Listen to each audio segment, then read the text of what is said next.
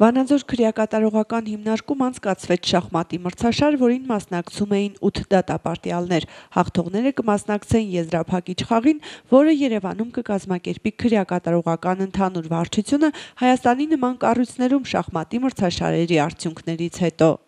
Հաճախակի են կազմակերպում նմանատիպ միջոցառումներ եւ շախմատի տեսքով, եւ մինիֆուտբոլի տեսքով, սեղանի թենիս, շաշկի, այսինքն տարվա կտրվածքով շատ հաճախ կազմակերպվում են, իսկ թե ինչ է տալիս դատապարտյալներին տվյալ դեպքում մարզական միջոցառումները եւ մարզական եւ մշակութային յուրաքանչյուր միջոցառում դատապարտյալին հնարավորություն է ստեղծում եւ շփվելու եւ ուղղման գործընթացին նպաստելու։ Գրիգոր Գևորգյանն արդեն մի քանի տարի մասնակցում է շախմատային միջոցառումներին։ Սիրով հիշում է Ժող ինստիտուտի իր դասախոսին, ով առաջին անգամ շախմատ խաղալ սովորեցրեց։ Նրա խոսքերով նման մրցաշարերը շփման մեծ հնարավորություն են տալիս։ Մի պահ մոռանում են իրենց հոգսերն ու լցվում տուն վերադառնալու նոր հույսերով։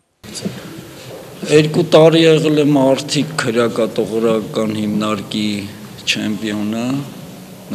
մրցաշարի հաղթողը։ Մի տարի եղել եմ ամբողջ ուղիղ աշխատանքային գաղութների 4-րդ տեղը, էսե 4-րդ անգամ եմ մասնակցում 7 տարում։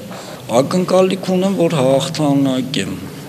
այս մրցաշարն էլ։ Առաջինից 3-րդ տեղ գրավողները ստացան պատվոգրեր։ Նրանց բացի Երևանում կայանալիք մրցաշարը սպասվում են նաև խրախուսական նվերներ։ Ալանա Հապետյան, Ժան Գալստյան, Երկիրն այսօր, Լոռի։